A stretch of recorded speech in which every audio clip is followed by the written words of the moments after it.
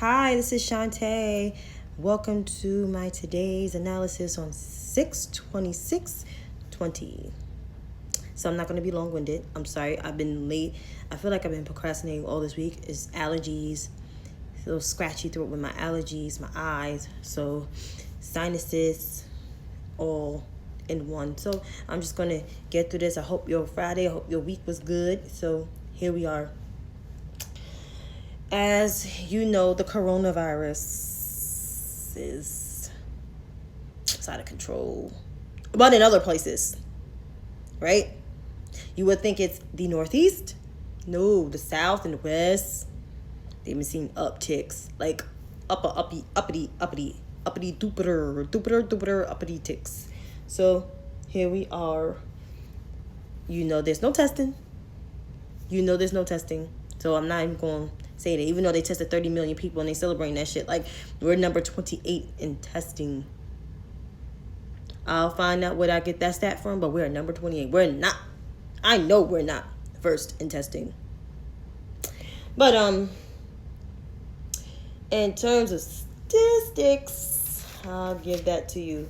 So the last time I checked, we have 2,462,472 cases of coronavirus. So let's repeat. 2,462,472 cases of COVID. Million. We're almost at 2.5. I won't be surprised when I wake up this morning, I'll see 2.5 and some change. As for, I'm going to get into the States in a minute, but globally, who's next behind us is Brazil at 1,274,484 cases of COVID-19. Russia is at 600,000, 936 cases of COVID. India, I believe, is at 400,000. London is at the UK. The UK is at 310,838. Spain is at 247,905. Italy is at 239,961. You get into the African countries. Nigeria has 23,298. Ghana has 834, I was right. Sudan has 9,257. Senegal has 6,354. Kenya has 5,533. Niger has 1,559. Rwanda has 858 cases. And Zimbabwe has 561. Now you get into some of the Latin countries. Dominican Republic has 29,464.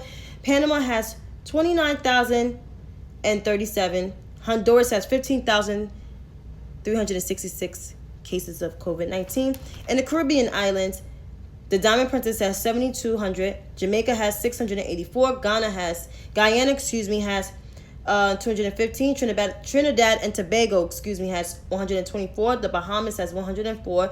Barbados have 97. Antigua and Barbuda, has 65 cases. Belize has 23. Grenada has 23. St. Lucia has 19. Dominica has 18 cases of COVID-19. It seems like the brown countries know how to contain the coronavirus due to space and due to their leadership. Now I'm getting to the United States. Inside the United States, we already have over 2.4 million, almost 2.5. So some states, I recorded the numbers, like I got it for a particular reason. California is about at 205,000 cases. They surpassed New Jersey. New Jersey has like in the 170,000, and the cases in New Jersey is going down. So California is close to New York. They're like half of New York right now. A little more than half of what New York has, as New York starting to flatten their curve. Ohio has 46,000. West Virginia has 2,700. South Carolina has 30,263. Florida, who just saw a spike almost at 9,000 cases, which the exact is 1,942, according to the Washington Post. This number here is 122,000, according to the New York Times. I didn't get the chance to get the other states, but who has been seeing increases, according to the Washington Post as well, because I get my numbers from St. Johns Hopkins website, and I go to the Washington Post and the New York Times for other statistics in the particular states, which St. John Hopkins has by world map and by states and by counties in the state. They don't have the full state number, but just by each county, which is hard to calculate because of all those numbers. But according to an article in the Washington Post, the U.S. had over 40,000 cases in a single day within the state. So they set a new record high from the 39,000 and some change that they had. 13 states have shown records in their new cases. They record highs in their new cases. And those 13 states include Arizona, Georgia, Florida, Arizona, California, Florida, Georgia, Mississippi, Missouri, Oklahoma, South Carolina, Tennessee, Texas, Idaho, Washington State, and Utah. 6 states set new record single day highs, such as Florida, Georgia, South Carolina, Tennessee, Idaho, and Utah. So, as you all know, Florida's becoming the new New York. It have like over 120,000 cases. It's a lot. It's a lot to take in. The governor just announced this morning that they will be closing the bars immediately, but that's not enough. I mean, the mistakes that they made was opening too fast, because they did not shut down that long. Opening too fast and opening at full capacity instead of going by the data and the metrics. He fired Governor Ron DeSantis, fired one of his health data officials because she was reporting the correct numbers. All of this partisan free liberty bullshit talking about they want to I don't know, get the economy going. The economy goes right when the public health of people in the state is on a good trajectory. When it's a public health crisis, there's an economic health crisis. There's an economic crisis as well. I know that from being a business major in school. I definitely sympathize with the economist, with the other economic data experts, and even with some accountants too, because I did study accounting. I concentrated in it. So I watched the White House coronavirus sham of a disaster briefing. I'm going to read some stuff to you. I'm not going to go long-winded, but we all know Pence lied. So, one lie. Mike Pence thank the American people and governors for their cooperation under the leadership of Donald Trump. We have made truly remarkable progress for the nation to move forward. We all know that's not true. I'm going to destruct this whole thing in a minute. Also, some quotes is that they're encouraging news as we are reopening the economy again with more than 3 million jobs, according to the job report. As y'all know, I read the job report yesterday. Stop. Good.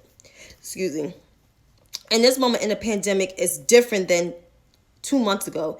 He spoke to governors in Texas, Florida, and Arizona, which they're the most affected. He said himself and Dr. Birx will be going to Texas on Sunday, Tuesday to Arizona, and Thursday to Florida.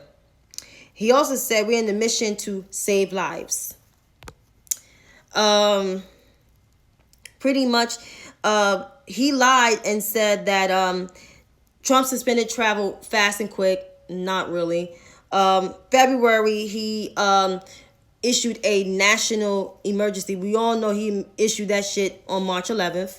He also suspended travel to Europe and all these other places. We all know that's a lie because the people in Europe definitely came here in February and even early as March to New York City alone, because that's the first major city you travel to when you're from Europe to go across the Atlantic Ocean. Which major city in the U.S. you will go to land in is New York first before you do all other connecting flights. Anybody in smart whatever will know. He also said that we have flattened the curve and we slowed the spread, and we have reached 30 million tests across the country. That's not enough. That's not even half of what the United States population is 325 million people. 30 million tests is not even a third. It's like an eighth. A third I would consist of 100,000 cases. And million people tested, and we're not even there. Like lying and shit. And then he said, Trump directed us to make sure the states have what they need, and at this point in terms that we deliver billions of PPE and everything.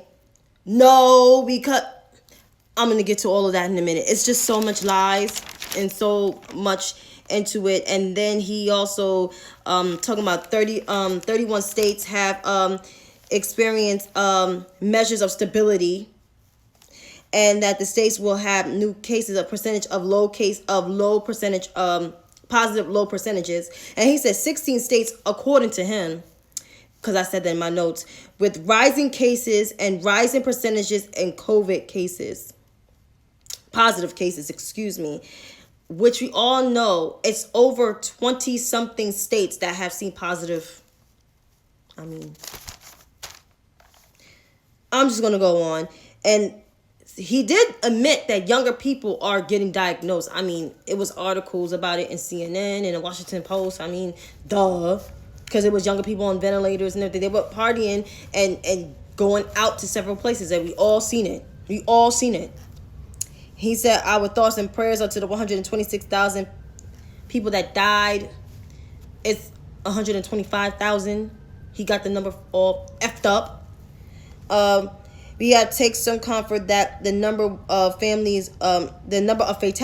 He said, however, we have to take some comfort that the number of fatalities have gone down. They're going up. It's an uptick.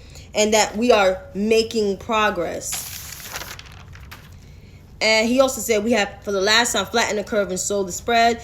Dr. Burke showed some graphs, whatever. Anthony Fauci did sound the alarm that we're facing a serious problems in certain areas, and that we are a heterogeneous country, and the heterogeneity does mean that we're connected to each other. He said how this happened and what we can do, and this is an unusual situation, as he said, and the majority of people that's getting affected is the young people. And this disease, we're still learning about it. It's dynamic. Like, he never saw many people get infected, get in the hospital, have oxygen tanks, are on ventilators, in ICUs, intubated, and then dying from complications of coronavirus. I never saw this in my 34 years of life. And I was born during the AIDS pandemic. And there was just people that was just dying different complications of AIDS, but it wasn't affected people by touching them. It was affected by bodily influence, unprotected sex, breastfeeding, vaginal secretions, sharing needles. So this is so different from the AIDS epidemic. Very different. In my opinion, it's different. So he was asked a serious amount of questions. And of course, he was asked about why are they having massive campaign rallies and people not wearing masks. So the response is that the freedom of speech is the right to peaceful assembly in the Constitution of the United States. This is what Penn said. And we have an election coming up this year and fall. And Trump and I believe that to take proper steps, we created a screening system of recent events and given the best counsel to people. Still want to give people the freedom to participate in the political process, and we respected that. Please do see the positivity rate. We do see the positivity rate in Oklahoma has declined, which we all know that's BS. as of today, and Great Testament. The cases are actually moving up, because the last time I checked was at 10,000. They probably jumping up, and because Oklahoma is one of the 6 states that actually saw highs. So Trump is, so Pence is lying. People are being responsible and using common sense, that they know, that they understand what is happening in the community which they live in. And we think that most helpful for the American people to understand in the South that we are seeing outbreaks in specific counties and specific communities, aka African American communities. It's been happening. Where you guys been? Also, a reporter also asked them about people wearing masks again, and what's the importance of it. He said the first principle is that people need to listen to their state and local governments, and that, etc. So, first and foremost, travel ban in China was not issued right away. It took a minute. It wasn't February. I believe it was March. A national emergency wasn't issued until March 11th. In the jobs report, yes, 3 million jobs were created, but there are still people unemployed. There's 47.3 million people unemployed, and that doesn't even include the pandemic response unemployment claims. Many companies are laying off their people. AT&T, the University of Denver, of Denver, Colorado, I believe. The Hilton is cutting jobs, and the Hilton is a big hospitality, because hospitality took a huge hit. Also, Hawaii has 20% of people that's unemployed in their state, and next behind them is Nevada. So, honestly, what the hell is Pence talking about? Because it makes absolutely no sense. This whole press briefing, he was just lying. And then when he's asked a question, he's just dude, just tell us the truth. This whole administration, what I have a problem with, and people oh, Shantae, don't criticize them. When you study this stuff in school, and I know some of you that follow me study this stuff in school as well. I know Chantel, I think you're a business major. You was a business major in school when I was a senior in college. But you study policy when you were in business. You study the economics in business. You even study some of the politics around the economics and the finance and the management. So we all know this is bullshit. Any other smart, even if you didn't study this shit, you know in your head, these motherfuckers are lying. And I'm sorry I'm cursing, but I've been living in this twilight zone for 3 freaking years. I'm tired. I'm tired of this administration. I am. I'm exhausted. I've never been exhausted. I thought the Bush administration was exhausting, but these are a whole bunch of liars and scam artists and grifters. And they will do anything to have these people actually believe the bullshit that they say. Look at the thing that happened in the Palm Spring, a legislative body the other day. I think the video went viral when she said the devil, you're wearing masks, and you're restricting God releasing air. Basically, they don't want to wear no mask. This was happening in Florida. And Florida seen almost 9,000 cases of new highs for COVID-19 new cases. They are at 122. Texas just got on MSNBC as one of the most cases, the states with the most cases. Y'all are on the same trajectory of a New York case. People oh, we're not New York. New York is seeing declines in their new cases. New York is flattening their curve. Some people say they're not flattening the curve. I was it's on a trajectory of flattening the curve. New York City alone is not even opening at 50% capacity in most of their places. You got some dumbasses don't want to wear their mask, which is stupid. But because people are most of the people in the city are so precautious that they don't even want to be around people. And I'm one of them.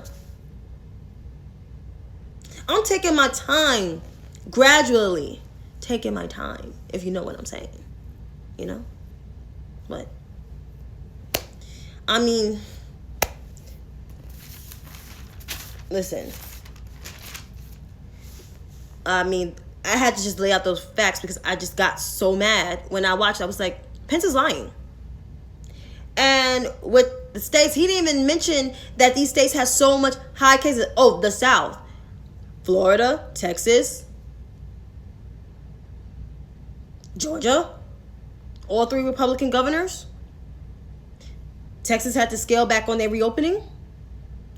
Florida's had to close their bars. We don't know what Georgia going to do because Kemp is stupid. Kemp don't even know that you could transmit the disease by touching people's hands and shit. Like, So, anyhow, Europe is, I think is, believe it, is closing their travel borders. They put in a travel advisory so American travelers don't come in the country because we can't contain our coronavirus cases. I mean, we have a third of the cases within the United States. I mean, excuse me, within the whole world. Out of 188 countries, we are the highest. And keep in mind, we don't even have that much people in our country compared to China, compared to Russia. Excuse me, even though Russia cases are going up. But we're at almost 2.5. When I wake up tomorrow, it's going to be 2.5. Y'all want to talk about New York City? New York State, New Jersey, and Connecticut put out on a travel advisory so people from other states like Florida and Texas who talk so much shit about us don't come here. They gotta quarantine where they are before they even come here. And honestly, I don't think they need to come here. In my opinion. Nope. Nobody, nope. Absolutely not. In terms of politics, D.C. statehood bill was passed through the House of Representatives. Of course, the House Dems. According to an NPR article, the House approved a bill today that will make the District of Columbia, Washington, D.C., the nation's 51st state. The vote was 232 to 180. That was very partisan. Party lines. The legislation is expected to go further in the face of opposition by the Republican Senate. And of course, this bill was introduced by one of the representatives of D.C. who doesn't really have voting power because D.C. is not a state, unfortunately. And Puerto Rico and the Virgin Islands is not even in the Congress because they're just U.S. territories, which I'm like, they should be U.S. states, honest, in my opinion. Eleanor Holmes Norton introduced this bill, and this bill was personal to her, and I quote her, and she said, "My great-grandfather who walked away from slavery in Virginia and got as far as the District of Columbia, got into freedom, but not equally. Dedicated to my great-grandfather, Richard Holmes." And, you know, Stony Hoyer introduced the vote last week, saying that they're going to vote on the bill last week. And as of this bill, this is the first time in March of 1993 that the Congress voted on D.C. statehood, and the issue was debated for decades. So it was like issue for almost 30 years. But of course, Republicans, opposition, they think it's socialism. So Mitch McConnell said this, the Senate Majority Leader, to Laura Ingraham last year. Any Democrat push for this D.C. statehood is full board socialism on more in the House. And as long as I'm the Majority Leader of the Senate, none of that stuff is going anywhere. The Grim Reaper of the Senate. And he's glad to call himself that. You know who said this? We all know you know who is. To the New York Post in May. Why? So we can have 2 more Democratic senators and 5 more congressmen? No. Thank you. You already know who said that. That will never happen. But of course, his administration had put out a statement opposing this, and they say they will veto the bill once it gets to its desk. So Mitch McConnell is actually doing Trump's job because he's going to actually veto it, because that's just how nasty he is. Just nasty as hell. But Tim Cotton from Arkansas, you know how he's the Dumb and Dumber, because he's dumb, spoke 18 minutes basically expressing his opposition of the statehood. And he quoted, "If Washington deserves to be a state at 700,000 residents, how much more does New York City deserves to be its own state and have 8 million residents?" First of all, that sounds stupid, because New York City is in New York State, and New York State actually has representation. They have New York City is part of New York State. New York City has congressional people for 5 different boroughs. Second, they're in New York State, and we already have two senators, both Democratic, one that represents the downstate and one that represents the upstate. So, Tim Scott, your argument didn't make sense. It sounds stupid. DC needs to be their own state. They have license plates. It makes no sense. They need to be a state, and that lady needs to be voted, and they need to have senators. And Puerto Rico and Virgin Islands need to be states as well, because they vote in elections, but they can't. They vote in some elections, but they can't vote for president, which is stupid. Get technical, but they have governors. Like, that needs to happen as well. So Joe Biden should consider that too. And speaking of, I'm going to get to Joe Biden in a minute, but the ACA, this administration tried to strike this down. And according to, I think, a New York Times article, if I cite that source right, I have so much papers. Father God, please forgive me. This is here. So, the Trump administration asked the Supreme Court on Thursday to overturn the ACA. If successful, they would bring a permanent end to the health care insurance program known as Obamacare, but I always call it the ACA, and wipe out coverage for as many as 23 million Americans. I don't think Trump realized most of his voters have the Affordable Care Act, the only health insurance they got. Does he remember town halls that a lot of the Republican senators and even congressional House ones got pressed by their constituents, saying that if they don't have no health insurance, they will die? Some videos went viral as hell. Does he understand that? I don't think he understands that. But teach his own. Stupid. Stupid. Now get into these poll numbers. So as of Real Clear Politics, it shows that Biden versus Trump, Biden from the NPR and PBS poll, 52.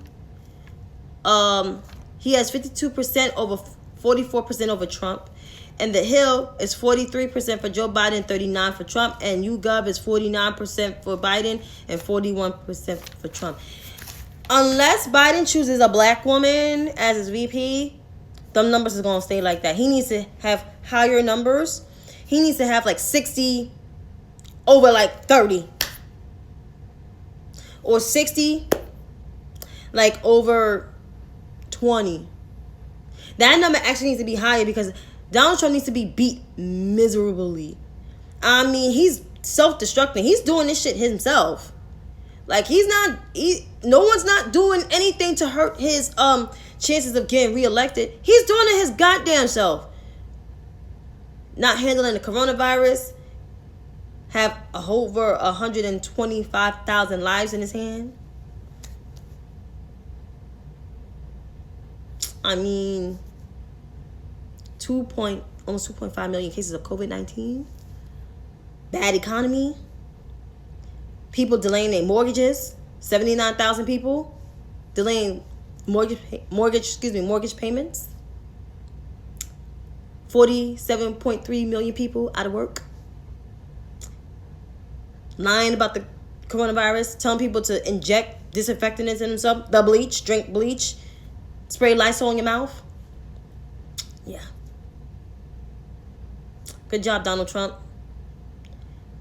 You sure is winning. This is exactly why voting is a right and voting is imperative. Because when you don't vote, elections have consequences. And who's the consequence? Having Donald Trump in the office. I'm going to end this with you. Stay informed, stay woke, but don't let this consume you.